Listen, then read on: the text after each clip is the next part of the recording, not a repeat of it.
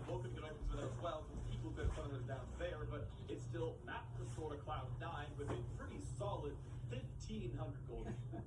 Oh man, they just keep demolishing teams in the early game. Their average at 15 minutes is almost 3,000 gold, which is basically unheard of in pro play. Watching this fight one more time, this is one of the reasons the lane is so volatile. Jizuke hits 6 first, and he kind of needs to go in to get this wave shoved. Oftentimes, it does require the Gragas to be right there next to him. He's not.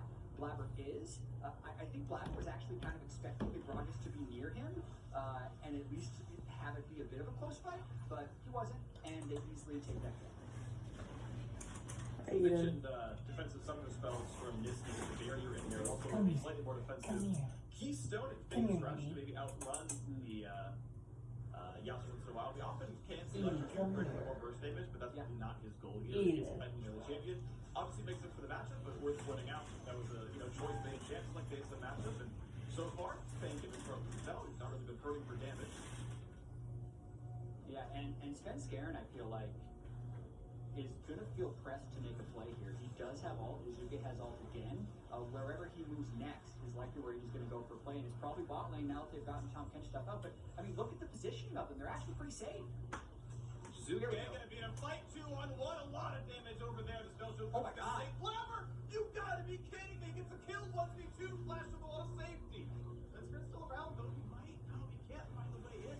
Wait, no, he's on the board. This could be a kill. He's going to try to run away. The body slam is just going to kill him. This is one picked up. Sven gets his own to the bottom side. Zazel flashless from before, but Cloud9 still got a 2-for-1 lead. You do not expect the Gragas Yasuo combo to be used in a 2v1 and lose. That's you just don't see that. But here you can see, because he has Warrior, because he has Challenging Spike, because he has Lethal Tempo on top of his Q, he just gets to slap the Yasuo to death before his burst ends up finishing him off. Spell Shield definitely blocked. I didn't see exactly what it blocked, but it would have been a fairly critical spell. And because that fight happened, it just gave Cena a numbers advantage in the river. So sure, they trade 1-for-1 in the Nocturne versus Gragas Yasuo, but they trade up in the river and just get more pressure. And now almost a 2,000 gold lead by 9 minutes. All right, well, he said the average is 3,000. That was 6 minutes from now. Might draw beyond that one. Kumo is going to be sucked back in. However, with Sven Skaren nearby, Licorice can't really go for this fight. It's a pretty alone 1 versus 1. There's not been a lot of jungle attention, and it's a pretty massive lead already to Licorice. Kumo just goes on Ornn duty. He gets totally fine. I think it makes sense when you are against the best top laner in the league, and Kumo arguably the worst performing top laner in the league. You give him a tank, you say, hey, I'll see you in team fights, buddy. Good luck in a 1-on-1. I think the match is kind of going par for the course based on player skill.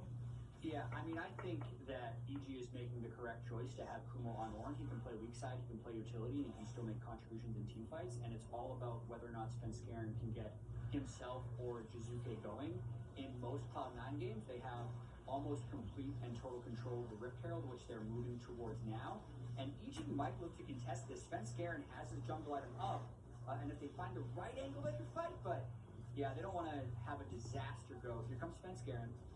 And Fang's going up as well, so that's going to be a little bit early. That's going to be Smite claimed easily. Pull back into Vulcan. Will he be the target? Not just yet. Knocked over the top right now. Giant knockup means here comes Yasuo there as well. Ornn sounds the horn. Licorice gets one of the board. Jizuke is running out of health. 2-for-1 so far. Doesn't go for the Cloud9 top laner. Vulcan is straight back. 2-for-2. Blabber still. The wings looks for Fang. Will not get the Furious to run away. Svenskaren wants to stopwatch. Easy knockup. Licorice with the triple. And Nisky looks like he wants to chase. He has to set up soon. Won't quite be able to set up Kumo, but still another fight going Cloud9's way, 3-1 plus the Rift Arrow. And they had the proper setup. It just goes to show you as well how difficult it is to fight in the river against darkness. Never being able to see what your teammates are exactly doing. And whenever you have a team actually win a Rift Herald fight after taking the Rift Herald, that's when the game really starts to blow open because they get through the top lane. A little bit of, maybe impatience, Blabber wanting to get his trinket back right away, get the immediate cash in, because a lot of times you'll see a gank happen first and then the Rift Herald usage. They're unable to actually break that top turret with first Rift, but they do get the gold from the plates. Yeah, still plus 1 kill, 3-2 in that fight. Nice knockback by Nisky for rest Jizuke doing anything. I personally really don't mind the almost instant heralds. Like, hey, open lane, guarantee 2 plates. I actually just like that you can cash in instantly. You guarantee you don't get the downside of like failing to find another window later on. End of the day, whatever. Yeah, maybe you find small activations, down the line. routine's perfect. Regardless, look at this play. Oh, that could have been big, but he was slightly out of range. The flash knockup, and Summer just fell down. Final down, going to claim it easy. Oh no! Re-engage on mid. Spencer tries a lot of damage. That's a flash, but Niski's still going to fall. It's a 1-for-1. That's what it could look like if the flash had landed. Still a 4v4 on the map. Double knockup again for Licorice. Drake picked up 1-for-1. Licorice was in exactly the right place for that play, and I think EG is actually fairly fortunate to walk out of that one with a 1-for-1. Overall, like Gragas Yasuo is such a deadly combo that it is basically a kill every time you can just get a 2v1 because the CC is so reliable. But the fact that Jizuke missed his flash there, just a huge disappointment. But because Licorice was there and they knew Jizuke was flashless, it did give Niski a bit of a sense of confidence to move up. Still, with how many resources EG used, knowing that C9 was also just devoting resources down towards Drake, it's an Infernal Drake in hand for C9. It's a flash down for Jizuke, and it is just yet more gold onto Licorice's Aatrox. Yeah, 4-0 on the top laner. Oh gosh, Licorice is going to be taking over this game. And I got to feel bad for Bang, who's been, laning okay enough. Yeah, down a little bit. They also played early on and whatnot. But I don't know how you exactly peel a 4-kill Aatrox, who's ahead on items, or ahead on collection, ahead on movement speed, ahead on levels. Like, he's just going to kill you. You're just going to die in the background if you're watching this. MF does not have good self-healing tools. So just kind of good luck dealing with that. We'll see what it looks like the next team fight. EG are keeping it close in kills, but the game just doesn't feel very close. They're getting kills when Cloud are getting more, or at least an equal amount, in every single fight. Right, and EG is in a point where they kind of have to scatter a little bit and look for unpredictable plays in order to get back in this game. The big picture thought for this team would be to be able to get Yasuo to side lanes, but for now, I mean, C9 is actually just turret diving. Not a good play. Yeah, it's a bit aggressive by Vulcan. I'm not sure Glamour has the damage. He spell shield, nice. Snipe finds Sven. It's 1-4 under the turret, and yet again, Glamour can sit here and wave clear, take some damage from Zazel. Generally speaking, that pass is pretty good. And this is close. Yeah, need to minion wave. Turret. Nice snipe. Again, comes through. I'm not sure. Oh, Middle's not much. You gotta check the items. Blab for the tab screen is there for your own purposes. It's a 2-for-1 EG win the tower dive. Well, not only that, I mean, Sven is the one who had a full health bar and flash up if you need some of the tank turret shots. I think Blabber knew he was dead to rights since Jizuke was already roaming down towards the river. That's potentially a really big play in this game because EG just needs to keep this goal a little bit close until they can get some items on Jizuke, because in a world where EG can potentially come back in this game, it's because Jizuke would be unmatched in a side lane against the Syndra. That point obviously hasn't happened yet because Jizuke has had a fairly poor early game. But yeah, EG needs to be able to have Jizuke command multiple people in a side lane, and they need to buy time until that happens while still being able to get picks wherever Svenskeren goes. Svenskeren does have the gold, and that Gragas Yasuo combo still might pack enough punch to take some people down, and failed dives like that do help buy some time for EG. And you gotta point out, Cloud9 haven't yet had the option of building defensive stats on Niski just yet, right? He's on barrier, he's got the stopwatch, but that's not too bad. He actually thought that out right. He was using runes. He got that one for free. He did spend the gold to divert that way to maybe dodge a dragon ulti or a body slam or something, but there's no arm guard, there's no bonus elements on Adoran's Thanks, Eden. Still waiting to finish She was doing It'll be a while. Aww. Like that. And that means Hi, Eden. especially the side lane, because we'll need that She's first so combo cute. will be like through unless he does not want to. So, you may see that come through. Of course, right now, You're doing great. Oh, man. You have 9 minutes. God, I don't know how far I can go. they may not find the opening.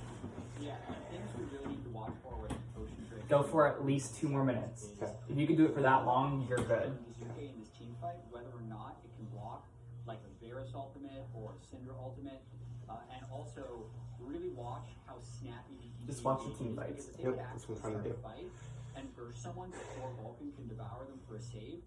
That's a window with which they can win. And the final thing from C9's side that you want to pay attention to is whether or not Licorice is involved in the fight, because he's actually holding the lion's share of the C9 gold, and he needs to be a big part of any team fight that they take. All right, we'll watch out for the movement around the map. We're 15, now 12 seconds till the Ocean Drake spawns. Feels like Cloud would like to go for that one. Licorice has just enough time to recall and then instantly TP to be there for the fight. We'll see if he does it. Shouldn't need to go back topside with that wave pushed in. He's out back. This is a full death stance. Perfect. Here's the play right now. Kubo cannot join till the near side is over. No way out for the Nocturne. Sorry for the Nautilus. The 1-0 on Azazel. Licorice zones out the rest of the squad and just break blocks where Cloud9 are there on time and the Drake is easy. And Freak, that was perfect. We talked about the things that EG would need to do to set up. They did none of those. They weren't snappy with an engage. They didn't have vision control. They didn't have wind wall placement, anything. As soon as Licorice recalled, the paranoia came in. So EG might not have even seen What are you doing to her? I'm hugging as her. Licorice had completed his second core. She so loves now it. they can just walk around the map and fully, and maybe Don't you take hear this her? out. Yeah. They've already taken 2 turrets. Third one to be here in the mid lane. Licorice looks for the dive. Can't quite find it. Zuke now has a knockup next Q. He's going to get that one with the ulti there as well. Hack out to Licorice with a giant heal. Kites right back out. Has to worry about the rest of the damage coming in. 3 knockups come in. Explosive cast can't quite find the openers. Those Blabber on the stopwatch and walks away. A blue buff steals the end result for Spencer. Has to roll. Goes down. Blabber snipes over the wall with the Q, and now the re-engage. Vulcan going to spit Nisky to safety. Going to be eventually a 5v4. The Vulcan is a bit alone. Set to the walls, finally the flashes away. Live looks for a fear. Can get that one, but again has to disengage. EG has the backline to push back Cloud9. It will just be the 1-0. The re-engage won't find anything. Oh, Spence scared, man. What are you doing? They were all locked up from the Ornal in the bullet time. And Spence scared just knocks him out of it with his Gragas ultimate. And then he just gets destroyed from over the wall with the splash up. So a really unfortunate series of events for Spence Scare in there. It looked like C9 was funneled into a bit of a choke point where maybe EG would be able to find a fight. But they end up getting absolutely nothing out of that. Licorice cleans their jungle and shoves another wave to make himself even richer. And C9 they're running away with this game. Yeah, 5,000 gold lead, 9 minutes in, is nearly insurmountable. It's going to require a lot of hard work for Ulysses to get back into this one. This is the way that C9 went 17-1. Every single game looked like this one. They won basically all of them. Now fighting the top side. By the way, 1v1 versus mid lane.